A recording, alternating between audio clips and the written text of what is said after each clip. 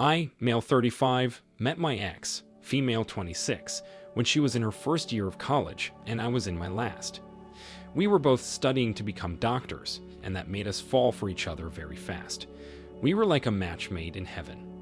Some people say there's too much of an age difference between us, 9 years, but it seemed to work out really well for us because she looked up to me and respected me.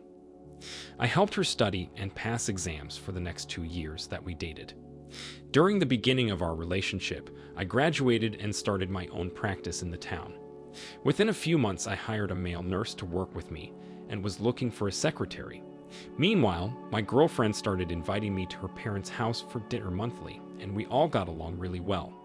Her parents continued to hint towards making wedding arrangements. I usually just ignored them because I thought it was much better to date her longer and let her graduate. During one of these dinners, to change the subject from wedding arrangements, I mentioned how I needed to hire a secretary. My girlfriend's eyes lit up and asked if she could work for me. I asked how she'd keep up with studies while working full-time, and she said she dropped out of school. My jaw dropped in front of her parents. I was embarrassed that she told me this news in front of them, because they already knew about it.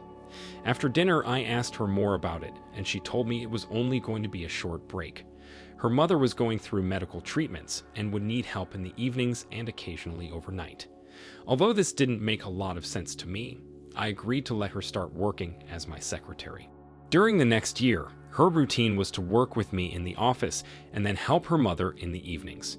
If we were lucky, we had a nice dinner out and an evening at my place over the weekend. I loved having her in my office. Every time I got to walk by her, I was happy to see her face and talk to her. She made the patients feel optimistic and cared for, and she got along fine with the male nurse on staff. He even told me she's going to make a great doctor and wife. While we were out to dinner one night, I proposed. I warned her that we wouldn't get married until she graduated school, but that I wanted to promise ourselves to each other now. She was so thrilled and surprised, she called her parents immediately to share the good news. I was on cloud 9 for the next few weeks. It all came to a screeching halt one day when I happened to see my fiancé in the break room at work. She didn't notice I was there, and neither did the male nurse I hired. They were sitting awfully close to each other, and he was whispering in her ear as she looked at her phone, pretending not to notice how close he was. From above the table, I could tell his arm was reaching for her legs. My heart was beating so loud, I was sure they could hear it. I speed-walked to the security room, where I looked at the security footage we had from the past few weeks. There were 2 times where I could see him touching her butt, but nothing else incriminating. That night, I invited her to my house, and while she was in the shower, I unlocked her phone. Her password wasn't what she told me it was, but my fingerprint was still able to unlock it. It was programmed on her phone from when she insisted we wouldn't hide anything from each other. I found what I was hoping not to. Texts between her and the male nurse, indicating she didn't believe she got enough attention from me and that I took too long to propose. As I continued reading, I found arrangements they'd made for her to sleep over his house and commentary about how good he was in bed. Needless to say, I was furious. My hands were shaking as I held her phone. I was the one that helped her study, hired her at my practice, and trusted her to be my faithful bride. Using her phone, I sent myself the screenshots of their conversation and didn't even bother to cover my tracks. After her shower, she left to go help her mom. Right around the time she would have gotten there and had time to unlock her phone, she called me. I didn't answer. She called me again and again, 32 times to be exact. At this point, I felt powerful and proud of myself. I didn't blow up at her or lose my temper at all, which made her suffering even worse. She left voicemails that said she noticed I saw the messages and that I have proof of it. She begged me not to tell her parents or anyone else and said that if I forgave her, she'd be faithful to me forever. I laughed out loud. Anyone who can't prove their loyalty to someone for a few years doesn't deserve the promise of a lifetime. She had also shown me her flakiness in the way she suddenly dropped out of medical school. I tried to give her a chance to show me that she had the drive and respect I needed from her, that she needed from herself, but she failed miserably. I waited as long as I could to call her. She was so hopeful when she answered the phone, but all I said was that she was fired and didn't need to return to the office. She started sobbing just before I hung up on her. I also fired the male nurse, and it was easy for me to find replacements for both of them. My business didn't suffer at all. As a matter of fact, it improved. I hardly grieved over the loss of this woman, because had I married her, it would have been so much worse. I wasn't planning to tell her parents what happened, but after her father asked a fourth time, I sent him the screenshots I had. He replied with sympathy, encouragement, and expressed that I didn't deserve to be treated that way. The day after that, my ex left a voicemail on my phone screaming at me for telling her dad about what she did. She complained that they weren't going to pay for her schooling anymore because she proved herself to be an idiot. OP, I am so sorry you found yourself in this situation. You seem to be a great man with a good head on your shoulders. She chose to be unfaithful while she was working for you. She should have treated you with the respect you deserved as her boss and her fiancé. You are certainly right to assume that she would not be faithful in your marriage. Congratulations for handling yourself in a respectable way, while maintaining your job as a doctor. Now, let's get into today's second story. I am writing this as a bit of a journaling exercise, and maybe for some support from people who have been through the same. Thanks for being so welcoming. We have been together since 2015, and early on I planned for this to be a lifelong relationship. It was rocky along the way, and this is part of the reason I never managed to propose.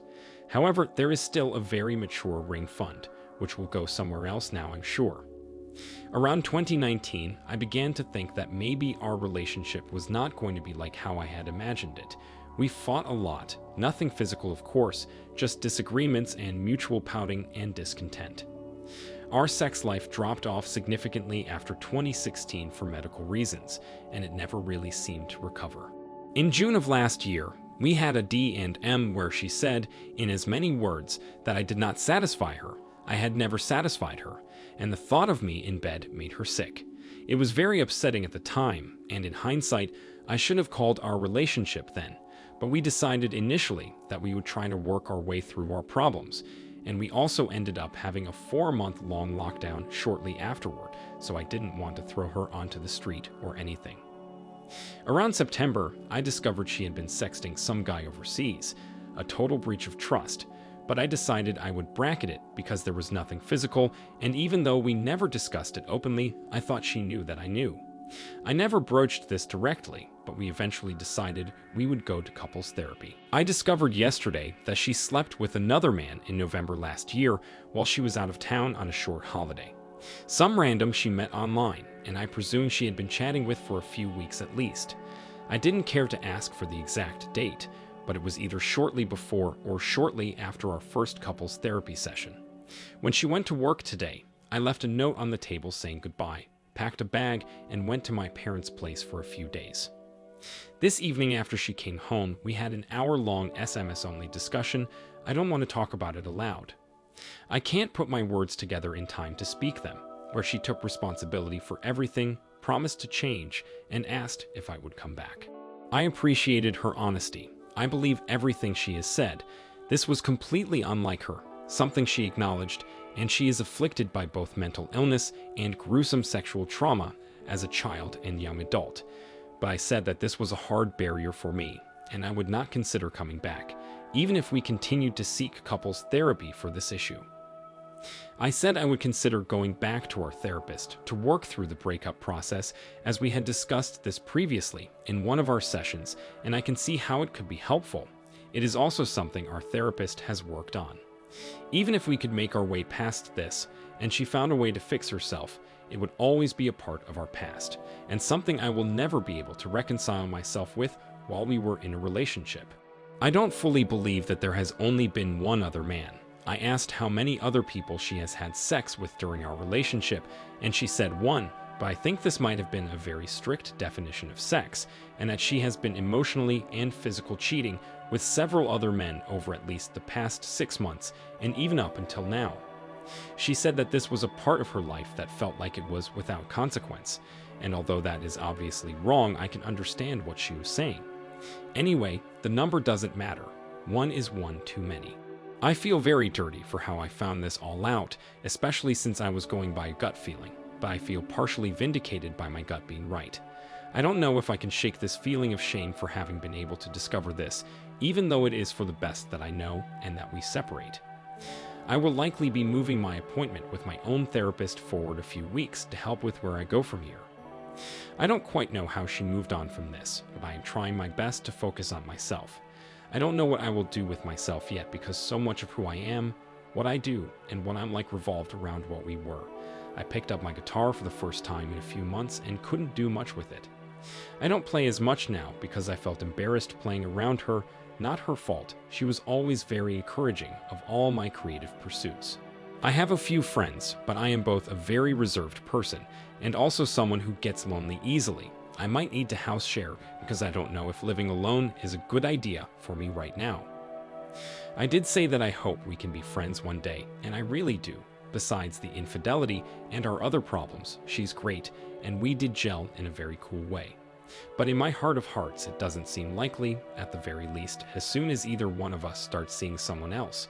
Unless they're super chill, I don't think it's going to work. I've decided that I'm not going to be super candid with other people about the circumstances of our breakup. There's no need to be, but it's something that I would mention to a future partner, and I can imagine for them that it would be a bit weird for your partner to be friends with their ex who is also a cheater. I'll cross that bridge when I come to it. She will likely move to another city, and we won't have much opportunity to see each other again anyway. Anyway, that's my story. There were times this morning when I thought I might try to just let it slide and forget about it, but I'm glad the part of me which stood fast won over, because there was really no future knowing this. It would always eat at me. I don't know what the future holds, and I am truly scared because I have had struggles with alcohol and smoking in the past, which my partner really helped me to temper. I stopped smoking as a condition of getting together, which I'm grateful for, maybe with a sneaky cigarette every now and then at the pub, and I don't have that anymore.